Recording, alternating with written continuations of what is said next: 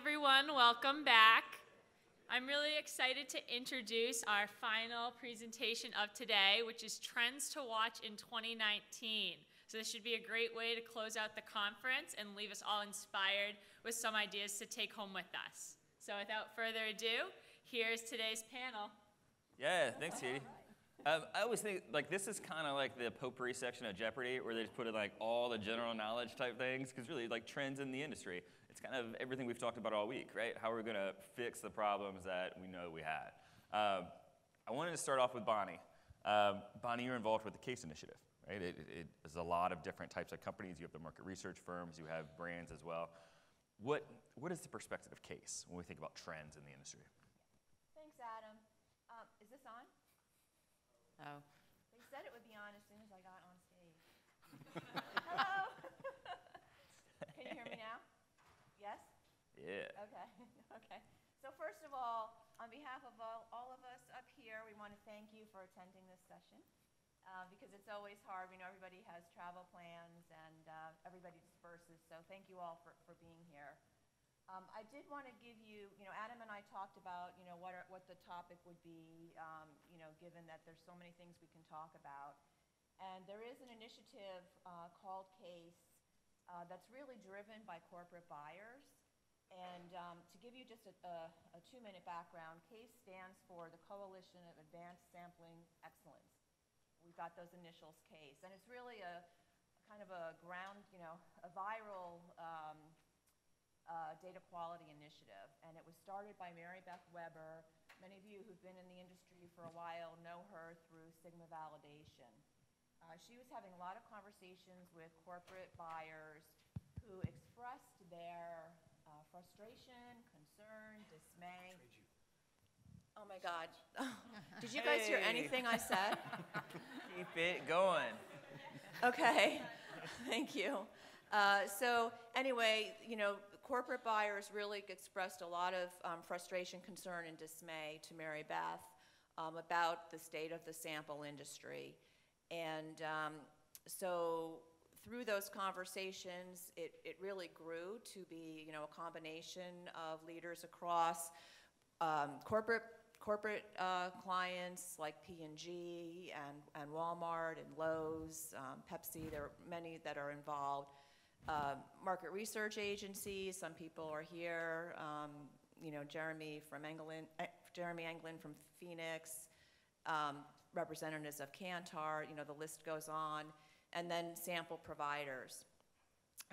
So to be clear, the vision of CASE is really to establish an enduring mandate for data quality and accountability, and it's driven by corporate buyers. So we can't, as samples companies and providers, we can't take sole responsibility.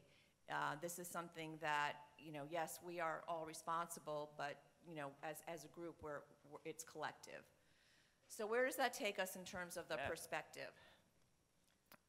I'll tell you, and then I'll be quick, because we have 3 other esteemed panelists on here. I'm not representing I'm giving you my point of view based on what we've heard at CASE. So I'm not speaking for the entire broad corporate buyer population. But first of all, I want to say that I would say that they are bearish. Given the question that came up yesterday, they would agree with Corey. There are definite concerns about data quality. And yes, there's bifurcation. So some people are very concerned, and some people are more oblivious and rely on their trusted market research agencies to handle it. But no matter how you slice and dice it, there's definitely a need, I think, in this complex sampling landscape for and a desire to really be educated and understand, sampling and its impact. So in terms of what clients are looking for, it's things we've talked about, we've heard. Again, Corey hit it yesterday when he talked about representativity. That's really just crucial to represent the audience. That's probably the #1 concern that we have heard from corporate buyers, is to make sure that you're representing the target audience that's important to them. And that's not always the case, no pun intended. That was a great pun, Bonnie. That's perfect. Yeah, so one of the things, like I keep hearing throughout this week, and I hear it with the case as well, as you talk about engagement, right? Like if you had engagement on your buzzword bingo card, like you won like 9 o'clock yesterday.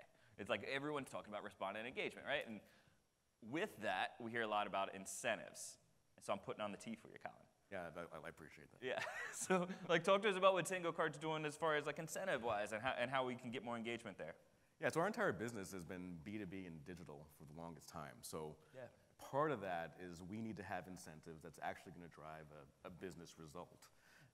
And so we're actually seeing a trend, at least in the past 12 to 18 months, of actually lower incentives. So smaller denominations, people using $1 and $2 digital gift cards, primarily Amazon, to actually, incentivize, people that they normally would pay $5, $10, $15 for. So having lower threshold from a points redemption perspective, getting people to, when you think about a $1 or $2 gift card, what you're basically doing is you're taking care of movie night on Friday on Amazon Prime. And so we've seen this rise of usage of small denominations with the rise of Amazon Prime and other online media. So think about that when you're thinking about incentives. We're also seeing, from an international perspective, the expansion of digital options, so making global studies more feasible and more reasonable from an operations perspective. And because really the incentive part touches all the trends that we're talking about, right? Whether it's your one-question surveys that we talked about with the Lucid State, whether it talks about like a 5-minute survey of the things that Servada's doing, or if you go into blockchain, like where is the incentive structure, right? So that's interesting. So we experimented with Bitcoin in the Microsoft Rewards program a few years ago. Yeah. It was amazing for SEO. It wasn't amazing for actual engagement, to your point. All right. Where I see blockchain technology emerging is really in the loyalty space with loyalty marketers and the ability to have your points-based system on a ledger so it's a little more secure and you're mitigating the liability associated with the points program. And I could see that transitioning to the sample industry as well. For sure. We're gonna play along with me. We're gonna layer this like the burrito blockchain thing the other day. But like, so we've talked a lot about engagement. We're talking about surveys a lot. Because for the most part, like from the sample suppliers, that's what we're talking about. But what if there is like another layer of engagement? What if there is engagement in actually doing market research? Right, so we were talking this morning and we were like, well, like sure it sounds great to do facial coding, sure it sounds great to do all this different types of opted-in type things, but at some point do you become exhausted with the idea of doing research? And so where are you going with that, Valerie? Like, do you ever think about do you think about like are we making it easier for respondents? Like, are we maybe becoming too innovative with what we're asking respondents to do? I wouldn't necessarily frame it as too innovative. I think maybe sometimes the creep factor is a little too high for some people to engage with us. I think in general, and I mean everyone here, I think we all know this, in terms of trends, response rate going down, that's the trend for 2019 and probably 2020 and continuing on the way things are. And I think that in general, we just ask too many surveys probably is really what it comes down to. I mean, you heard all of those participants earlier in the session saying it's just really repetitive, it's the same kind of thing over and over, it's too long, all of those kinds of things play into it. But in general, I mean, we're kind of in a middle space at JD Power where we're conducting our own research. We also do proprietary work for some of our clients, and we do some consulting as well. And it's really interesting when you start talking with the actual brands themselves. A lot of times left hand doesn't know what the right hand's doing. So they're doing 5, 6 intercepts with their own clients. We're doing trackers for their clients. We're doing syndicated on their clients. And so you just think about that just one touch point. And I know we're not the only company working with them. And and we see that every day, I think, in terms of the sheer volume of requests we get to participate in surveys. And then you start adding on these requirements of, oh, but it'd be great if we could track facial recognition and we can access all this additional data that then we're not actually having to ask them for, which I'm a huge proponent of. I do think behavioral is going to become bigger and bigger. I mean, that's the intersection of big data with what we're doing. It's the intersection for us, for auto. It's like, what is the car actually saying itself in addition to when we ask and prompt for somebody to tell us, how is your experience driving this vehicle? It's that kind of intersection as well. And some of those things are good and some of those things, I think, take it too far. And then it gets into, you know, another trend I think that's coming up is privacy, and that's going to be a continuing. I was talking up at Casro in 2014. We had been trending privacy concerns over time, and every year it just continues to get higher and higher in terms of people being really concerned about their privacy. Data breaches are continuing to be, you know, prevalent every single year, and then we're asking them for even more information about themselves. Hey, show us a video of you. We're going to also track this, and we're going to append all of this other financial and other data about you at either like the respondent level or the zip level or household level or whatever it is to learn more about you. And then you've got California, which is where I live, coming in the next year going, oh, well, every single thing you have on them, they're going to have to be able to search for in a database and opt out of. And then imagine if that transfer, I'm hoping it doesn't happen at a state level. I hope something happens if it's going to at a federal level. But, I mean, that's not going away either. And so now it's how do we react to all of that? That's another trend I see. So. Different type of trend, right? Different. Maybe I'm a little negative with my trends for like the next few years. I think there are good things happening, like some of that behavioral and being able to not ask all the same questions if we already have that data about someone. That's great. I mean, I really just want to know about your attitudes towards something. If I actually have some other kind of objective data, I'm able to append with that. But that's the challenge. There's a little bit of like conflicting needs, maybe a paradox sometimes between what a market research firm is doing and what the respondents would need, right? This is what we were talking about this morning, Alexandrine. So talk to me a little bit about, like, do you ever get those type of feelings, like wait, what we're asking people to do, and does it go up against compliance and privacy and things like that? Oh, yeah. No, yeah, Alexandrine, I'm sorry. Alexandrine. Yeah. We all agree. Yeah. All agree. So actually, the fact that we all agree is, you know, my key learning from my first SampleCon, actually. Yeah. So I'm fairly new to the market research industry. I'm coming from the direct marketing industry. And so, yes, there is a conflict. I mean, I'm in charge of panel engagement, panel recruitment. Many of you know me also in my procurement role. But talking about engagement, my objective is to make sure that the panelists that I have recruited complete as many surveys as possible, stay as long as possible in the panel, are as happy as possible with us. And that's what I'm trying to do. And then, of course, you know, we talked about intrinsic motivation a lot. We want to feel good about what we're doing. We don't want to have professional respondents. We don't want to have respondents that are with us only for the incentive. But truth is, no one wants to do anything for free. Mm-hmm. And our respondents are people, are human beings, like you and me. You know, they're like my children, my mother. I'm a respondent too. Yeah. And so we're asking these people to take surveys that are extremely boring, that are very long. Yes. They all say, you know, we are in panels, we take surveys because we want to give our opinion. Right. But most of these surveys don't even ask for opinion. They're just asking, you know, how many beer you're drinking every week, you know, the brand of laundry detergent that you're buying, right. and how many times you use it. That's not an opinion. So most of the surveys that we are sending to these respondents are actually have nothing to do with opinion. Have, you know, one objective for our end client is to potentially, you know, launch a new brand or change a few things, etc. So in order for us to keep them engaged, we are giving them something in exchange, points, whatever they can redeem through all sorts of incentives, and we try to keep them engaged, and we know that, you know, taking forever to reach that redemption threshold to get a $5 or a $10 Amazon gift card is not very motivating. So we have been working over the past years in trying to reduce the minimum redemption threshold, and you were talking about the $1 or $2 increment incentives. And that is actually very helpful in getting people engaged. But the conflict that we have it also attracts fraudsters.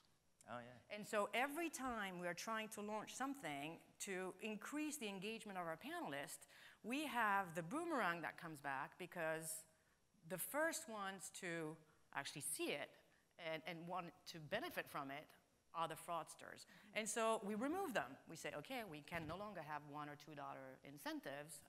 We have to go back to $5 because it will take longer, and fraudsters are not very patient. They want the quick money quickly.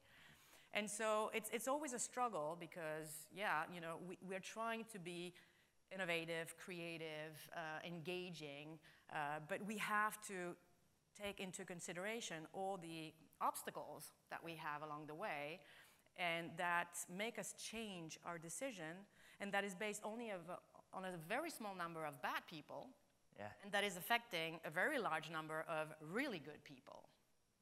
Yeah, I want to unpack a little bit there. So you talked about we don't really ask people opinions. We come with like a mission involved, right? And there's nothing organic about like what my favorite beer is. It's just, it's there for me. But like, if you think like, what Rob and Andrew were talking this morning about like communities type thing. And I imagine that like that, I mean, that's been a trend for the last couple of years, but I definitely feel like it could be more of a trend if we're looking for more opinion versus this push for research. What do you guys think about that? Is there something there that could be a trend to where maybe it feels like your opinion matters rather than answer these questions? So we have a community. We use a platform to manage that community. And as an incentive company, we're seeing more and more communities. That is a trend that's not stopping. Yeah. And then it comes down to how do you actually engage that community on a regular basis, what are you rewarding for, what behaviors are actually valuable from an input perspective, right? And what are you actually getting out of that community? But universally, I do see, not just in market research or sample, we're seeing that from a marketing perspective. We're seeing marketers take on communities in a role that has traditionally been a research role. So. And then even more with that trend, so Valerie, you and I were talking this morning about like using audio, right? And it kind of is like, the other winner, like if you've been in years past for the buzzword bingo, was mobile, right? I don't think I've heard mobile yet. Just give yourselves a round of applause. That was a great conference. I don't think we mentioned like being mobile utilized, but at the end of the day, we were like, well, what's the easiest way we can get people to take surveys, right? Like what's the easiest way to get as many, to make it easier for them so they don't have to sit down at a desktop? So talk to me a little bit like audio. Well, and this kind of started trending, I think, last year at some of the conferences I was at, and Alexa, obviously, and all of those platforms. Now everyone has things like that in their home, and you're able to kind of go to them. And really, I think it's broader than just audio, but it really just comes down to being where they are and going to them. And I heard that actually in the last panel that was up here as well. And I do think we all have to try to engage better where other people are, to just go to them. And audio, I think, is going to become a bigger thing again. And it's funny because it's kind of, you go back 20 years to when everyone was scripting your caddy phone surveys, and you're going to be doing the same thing again, essentially, for audio again. It's just going to be a slightly different platform when Alexa's speaking to you instead. So we'll see what happens with that. But I do think that's kind of definitely kind of trending right now. And I think it's a good approach, actually, for some folks. And it's probably better than having to sit there and click on this grid, but then you have to, of course, script things appropriately, again, in that kind of venue. So again, really what it comes down to is we talk about device agnostic, things like that. Well, I think we're actually going back 50 years to discussions, or 40 or 30, to it's got to just be multi-mode. And so, I need to target them maybe through, it's a paper survey for some folks. It's whatever their propensity is to participate. And maybe for some folks it's through audio, and for some folks it's traditional, still online. And for some folks it's text messaging, and for some folks it's online. And how are you going to do that in a way that's actually going to work, mode agnostic, if you will? And of course, then there's still obviously a lot of statistical issues with regard to bridging and other things that you have to then do to be able to really perform in that place. But that's kind of where we're going, honestly, is we're kind of trying to multi-mode it at this point as best as we can. Yeah, it's a key thing. We talk about omnichannel, right? The same type of thing. Yeah. I guess like I've noticed over the last few months, year, we're doing like user interface thing. And the first thing we talk about when we're designing user interface, my user interface. Sorry. But like my user interface, right? My project manager's interface, like compliance user interface. What step do we get to where we start talking about the respondent interface? It's pretty low sometimes, right? Because it's not, sometimes it's just an inventory type situation, right? And how often do you ask the bread what shelf it wants to be on, to be honest? Well, let's talk a little bit now. So we had a lot of things come up throughout the conference about like problems that we have, right? Problems in the industry. And one of the things that you saw in the video, you've seen in a couple different videos, was answering the same question over and over again. So Bonnie, I know I told you I wasn't going to talk to you about DISQO. No, that's fine. But like, We can talk about DISQO. I just meant Yeah. in terms of the case Yeah. initiative. Yeah, no, we find that, you know, in fact, over a breakfast conversation this morning, we were talking about the number one, you know, one of the top complaints that we hear from our panelists is that, you know, we go in and we ask some general profiling questions when somebody signs up, and then they'll take a survey and they have to answer the same questions, you know, again. So it's being able to just take advantage of all the data that we're sitting on as a panel with first-party relationships, right? Being able to you know, tap in and just append that data and pull it and not have to re-ask the questions. And then, of course, we get into the, you know, the behavioral realm as well, which I think Valerie was talking about, where you're actually, you know, you don't have to ask about behavior because it's observed, and, you know, you're able to actually, you know, track that and then be able to ask the questions, you know, related to the why. But that's, engagement is, I think, just while I have the mic. Yeah. Yesterday, during the great sample debate, there was a lot of discussion about sample. And, you know, we always, for all of these sessions, when we always like to talk about the people and just never want to lose sight of the fact that, you know, people are taking our surveys and giving opinions and, you know, whatever that may be. And we really need to respect that. And I know that everybody's, you know, committed to that, but I just, as I was listening to that debate, wanted to take it full circle for everybody. That's a good point. I mean, so I was talking to Val before we started. We go to 50 conferences a year, and market research as an industry represents 15% of our total business. And at each conference, the one issue really is around engagement and fighting for that little piece of time people are willing to give. And so when we think about point systems and we talk about all that stuff in the sample industry, I mean, the average American is in anywhere from 12 to 15 loyalty programs, of which they're actually engaged in 50% of those.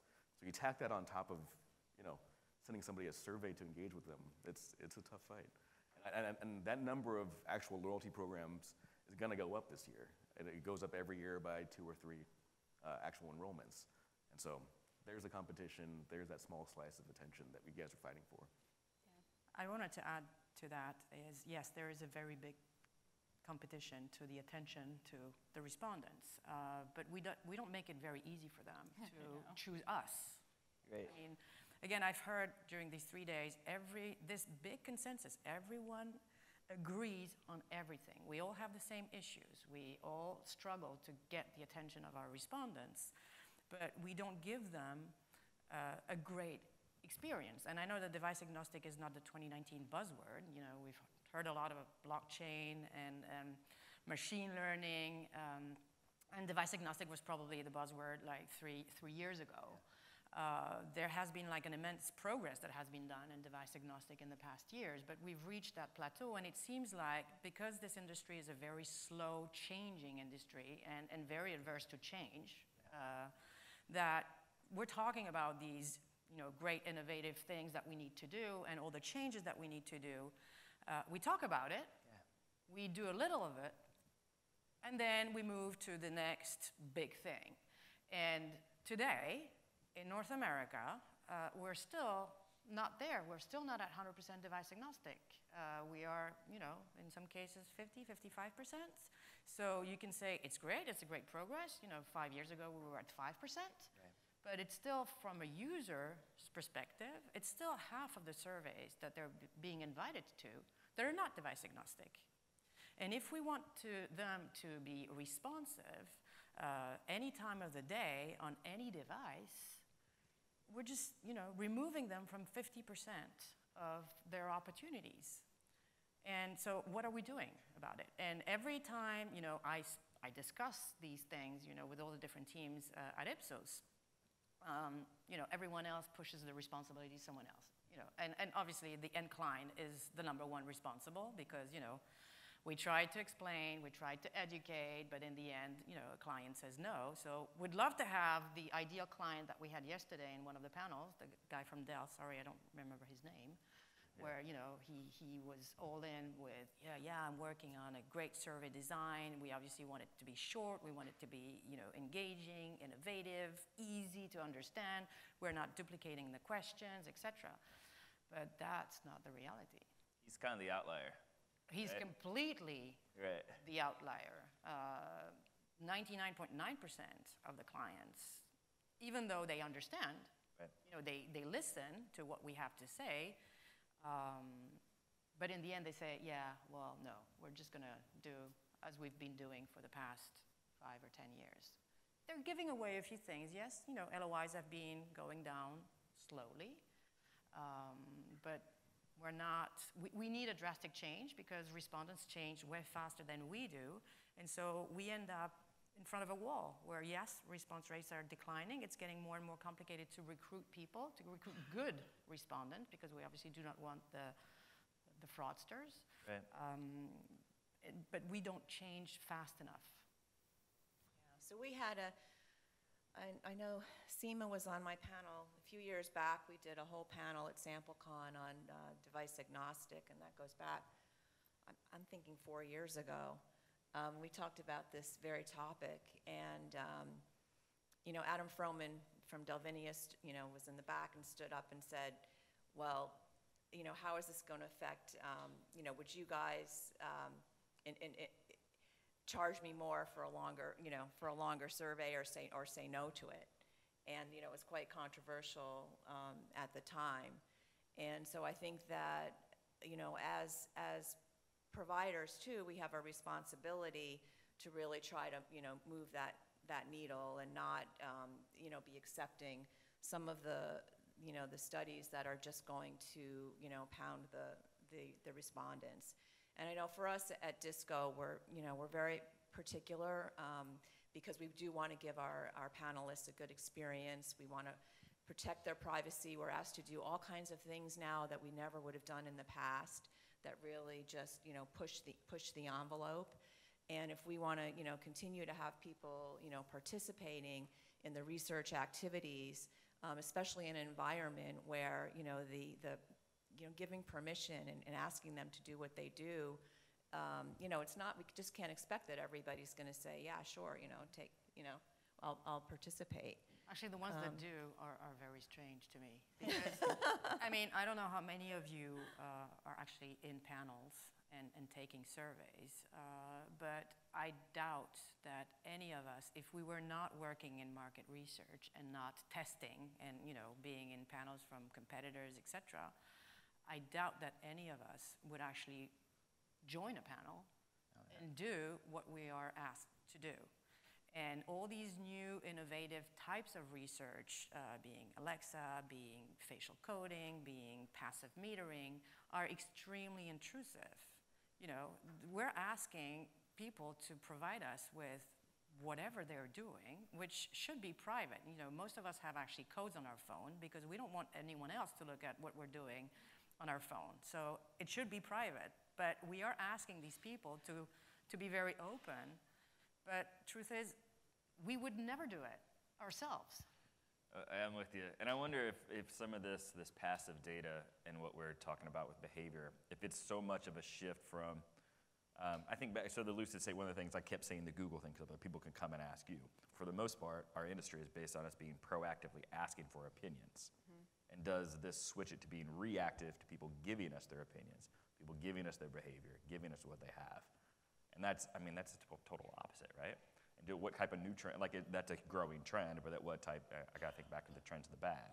What does that open up to? Right. Well, you know, and I think that the absolute trickiness of this is, you know, I completely agree with short surveys. We suck at it too. We're really working on it. I mean, we truly are. That's kind of, you know, that's my goal for this year for sure. But if I then have a survey that's half the length that it currently is, or even shorter, or whatever that looks like, I still have other questions that need to be answered, and ideally I would get that through some kind of behavioral data or something else to be able to pen, because all of a sudden I'm like, the client's coming to us going, so we're paying this much for this information, but we only get half as much, half as many questions as we used to get. How are you going to sell that? And so you have to still have some other information that you're able to kind of append on there then. And that's where it's kind of, there's that trade-off. It's like it's privacy is one component of it, which I do respect and we respect, but at the same time, well, if you don't want me to ask you, if I'm able to get it from public record, I'm able to kind of append all of this in, and then I'm able to kind of narrow down what I'm actually asking you to maintain a shorter survey. There's got to be some level of compromise somewhere within that system. I just don't know where that plays out, so we support, to your point, yeah. we support a panel from a very large search engine company, and it's not getting smaller, right? And they're tracking those people's behavioral. Ask Jeeves. Yeah. And another panel that actually is all location-based analytics, right? So they're measuring attribution fully with these people's permission, and that panel is not getting smaller either. So I do think a willingness to have that data. Well, and the other part of this that I'm really seeing maybe as more of a trend, moving forward as well, is that freemium. So when we were doing all that privacy research 4 years ago, one of the things, especially among millennials and younger adults, they actually probably understood privacy better than older adults did. Older adults were just way more conservative with their opinions associated with all of that to begin with. But what they were willing to do is, hey, I respect all that Google does for me. I love Google Docs. I love this. I love that. And if they put up a paywall against that, and that paywall was really I had to answer a survey or I had to do something, and it wasn't going to take more than 2 or 3 minutes of my time to do that, okay, I'm good with that. I see that trade-off. It's the same thing that when I download that app for free, and it tells me and it's going to access my contacts, and it's going to access this, and audio, and video, and it's going to track me, and all this stuff, I'm still going to hit accept because, yeah, I really want to play those games, or whatever it is, right? Amazing incentive. It's amazing incentive, right, exactly. So, and that's kind of where I see, if anything, some of this going in the future, especially. I want to hear from everybody out there. All week long we've been sitting, we've heard problems, we've heard things that we have, and even, 20 minutes ago we said we're talking about the same things 40 years ago that we're talking about right now. So how do we quit from talking about things like this? Like, what type of trends should we be doing as far as innovation to try to get more engagement, to try to fix the problems we have? Do the mics. If nobody lines up, then we really don't want to fix it. So, I'm cool with that too. But yeah, go ahead. Well, speaking of buzzwords, I was actually kind of interested up until just now, Valerie, when you mentioned millennial. I hadn't really heard that term at all. Oh, yeah, that's true, yeah. But as a millennial myself, definitely somebody who despises email and loves push notifications. Are there any things that you've seen some organizations do, or even end buyers, that are kind of crafting the responding experience to improve engagement based on the behavioral characteristics of the target audience? A little bit, so we try to do that as much as we can. I know even, government and polling and other places are doing that as much as they can. Sometimes it's even just, they have an address-based list, they're going to append it to census data, they're going to be able to kind of target based on age and other demos. Okay, this person probably has a higher, it's all propensity modeling, honestly, and that's really where a lot of things have started going in the last 3-4 years, and I don't see that changing either. And then, of course, there's still questions of, are you introducing more bias depending on how you're, who you're modeling and who you're really requesting to take that survey, and whether or not really all you're trying to do is achieve cheaper targets. Like, if I'm able to first email everybody, I'm going to email them because that's my cheapest acquisition. Then if I have to, I'm going to send, a secondary form out to try to get them to take it as a, a reminder or whatever that is. That might cost me more money. Those kinds of things, I think, you're seeing more. I'm sure there's a lot of other stuff out there. I know within CPG they're doing, creating all the apps and the gamification and some of those kinds of things. I see that more in that area than I do maybe in some of the industries that we work in. I don't know if other people have. So the question was around engagement, right? On basically acquiring people to do a certain behavior.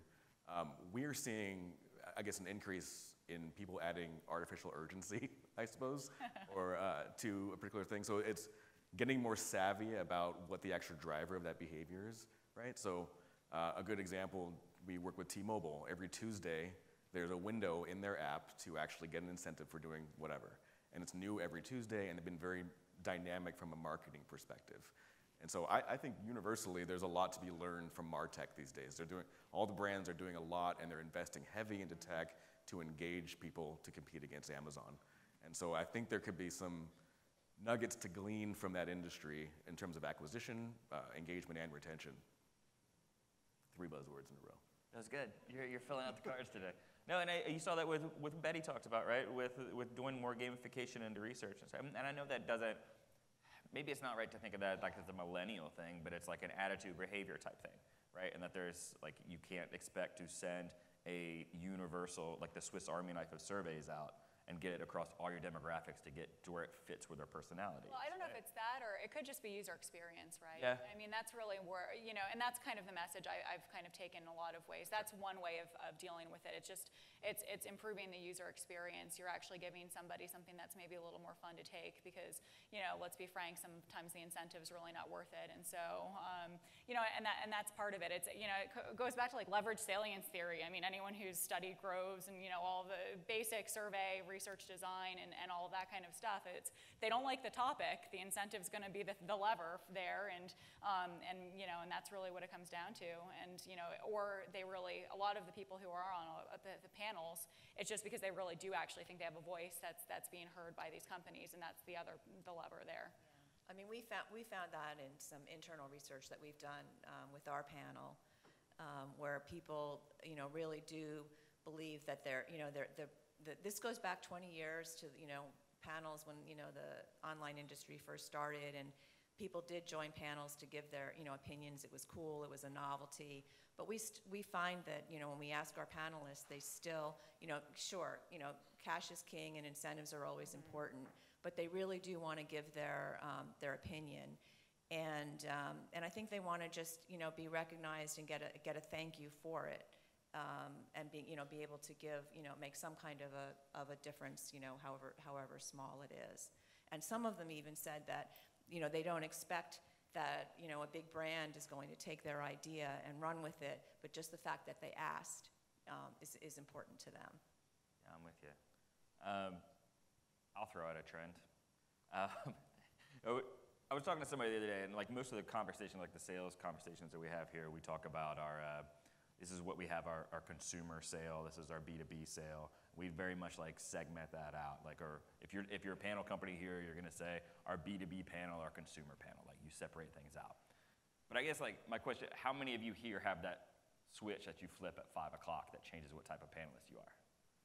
You don't, right? We're all both consumer, we're all both B2B.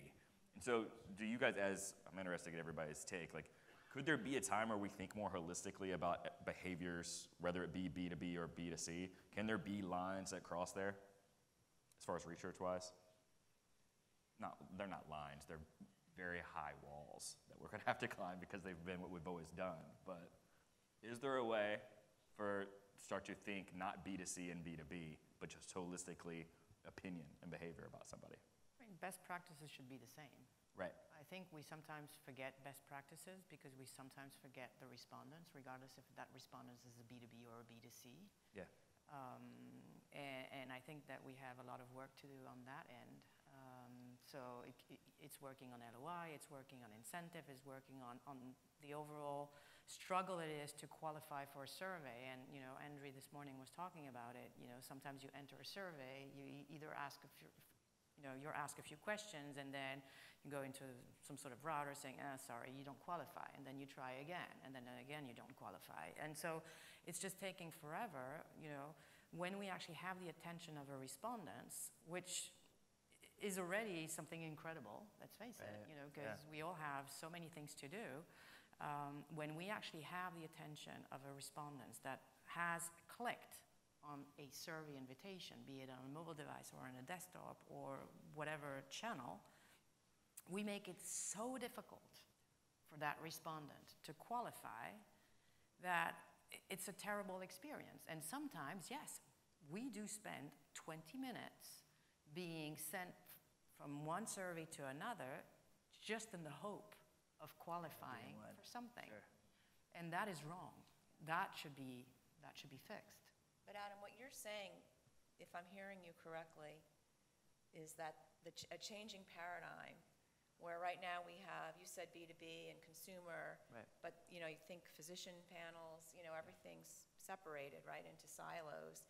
And traditionally, like consumer panels, we have B2B specialists and physician panels in healthcare that specialize, and then you've got consumer panels that are screened, and we say, okay, well, maybe we have an ITM, an IT decision maker, maybe not, and it's probably not the best. I know for us, we don't go in and try to be a B2B, or ITDM, Right. panel. We know who's on our panel.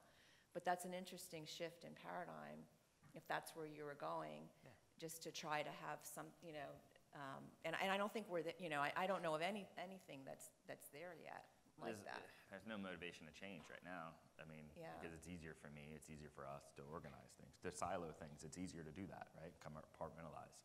But I think that you could change some of the engagement things that we have, or that we've talked about, or the, wanting to proactively give your opinion. If you weren't siloed out to whatever time you answered the survey that day, or whatever time you logged into your dashboard or anything was the type of survey you got. So, Something to think about. yeah. Any other questions? John, don't you dare say blockchain. Don't do it. No blockchain. Okay. So this is kind of back to the previous topic. There's seems to be maybe multiple, but a collective action problem here, where if there's a client that runs a study that's just fantastic, pays fantastic, is nice and concise and fun to do, et cetera, down at the level of the respondent, that respondent has likely just finished some other survey which was crap, and knows that the next survey that they take will be probably crap as well.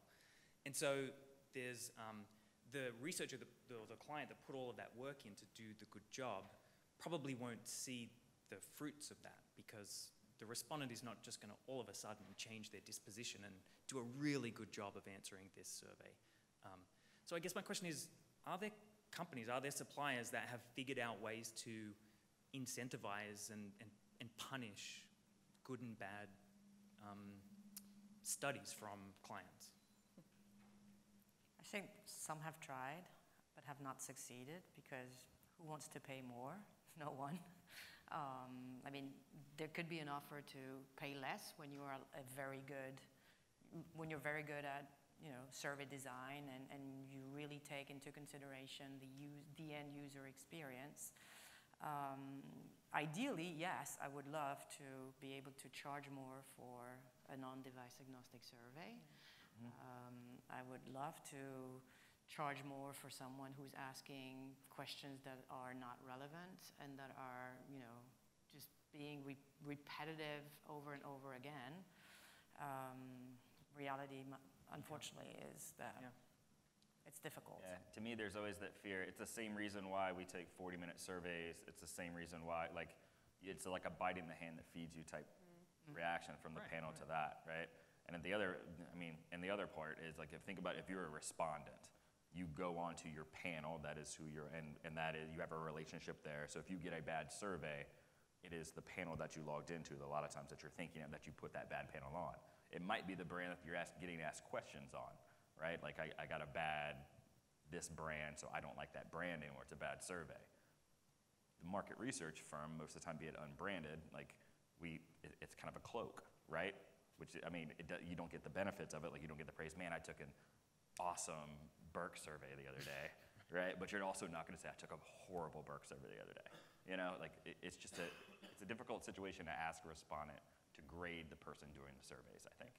However, I think that all in this room, we are experts. We're experts in market research, and so we should act as experts with our clients, and so we should educate them. We should reassure them, because the client doesn't want to change because he's just scared that whatever change that we want to push is going to affect overall, his results. So education takes time.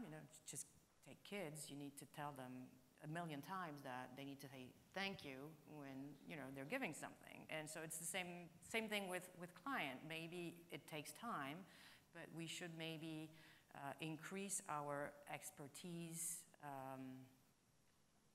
or the way we present things, and maybe increase the reassuring words to our clients to make them understand that we are the experts, we know, and if we don't change, what they are scared of is actually going to happen. Right. We're not worried about engagement in the surveys. We're worried about engagement. Like, what if nobody wants to talk to us Some anymore? have already moved on. Right. Yeah. You know, so, I mean, it goes back to data quality too, right? So, Right. you know, clients want to make sure, you know, we talk about, you know, the importance of, you know, validating and, you know, making sure you don't have bots in surveys and making sure that, you know, that there's consistency and reliability so that if you take the same survey, you know, if you go through the same supplier a week later with the same exact study, that the results are you know, close. Sure. You know, you've got, as I mentioned, that bifurcation. You know, you've got some clients that are, you know, fighting the good fight, and others that have these concerns and are looking at behavioral data and, you know, looking at other ways of collecting their insights so that they can trust the data to make decisions. So this could go on. We could. Yeah, let's I'll just turn keep it going. back to We're you. going to take the rest of the day out in the hallway. If you guys want to grab a drink, we'll talk more about it. But thanks, everybody. Appreciate it.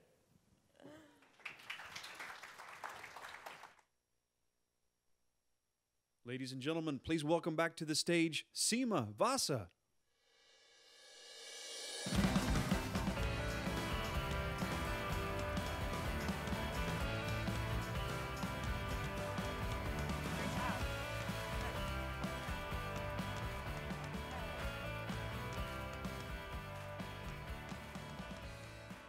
So it's that time, and I want to thank all of you for being here, because it's hard. It's the second day.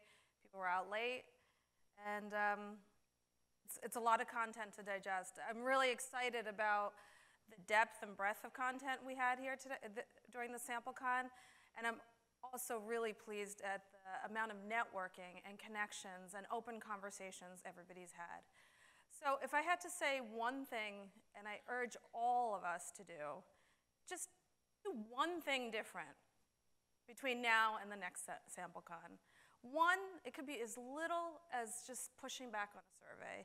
It could be big. There's no silver bullet that's going to really fix the issues in our industry. But if we all do little things, we can. And I'm an optimist. We can make a difference. So please don't go back to the office. Put all your stuff away and forget the conversations you've had here. Please make a difference. You guys are SampleCon. We're all SampleCon, and this is our industry, and it would be fantastic if we all played our part in it. So, with that said, I'd like to do some special thank yous here. Please join me in thanking our sponsors. Do we have a list of sponsors? There you go.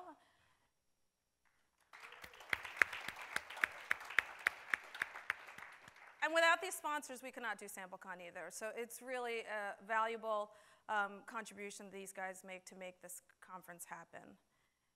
With that, I'd also like to thank our new conference partners, Clink. They have made this conference run smoothly. Thank you very much. I'd also like to thank our fantastic AV team, ATX. Thank you.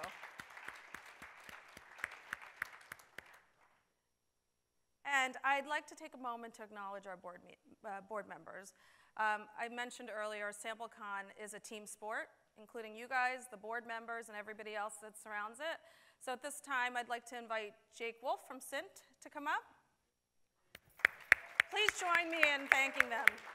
Adam Jolley from EMI. Nancy Brigham from Ipsos.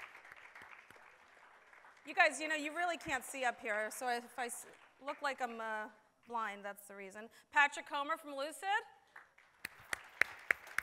Mendy Orlman from Protege. Rob Berger. Hi. Do you want me to stand here? Yeah, stand here.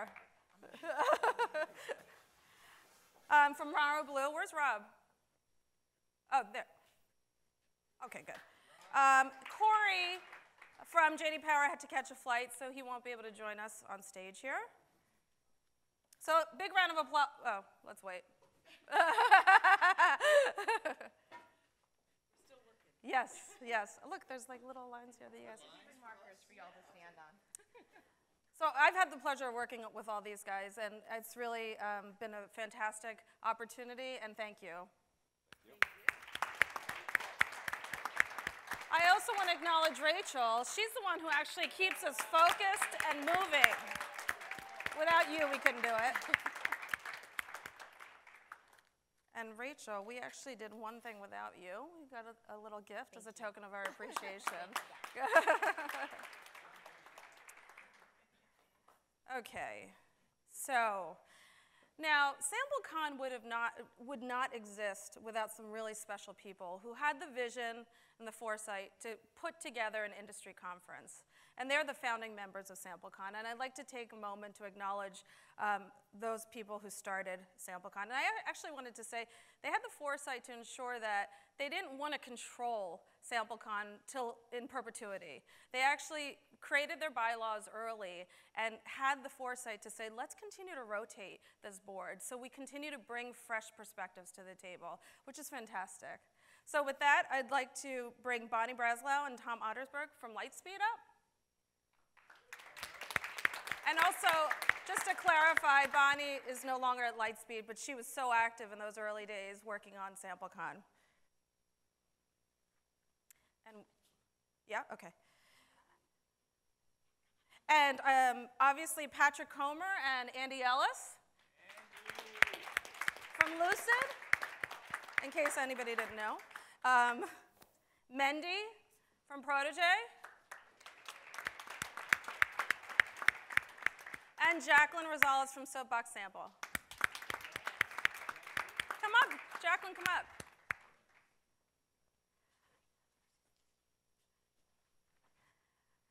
You guys, it's a wrap. Thank you so much for taking the time to spend here, and let's make a difference. Let's do something different, and see you in 2020. Thank you. All right.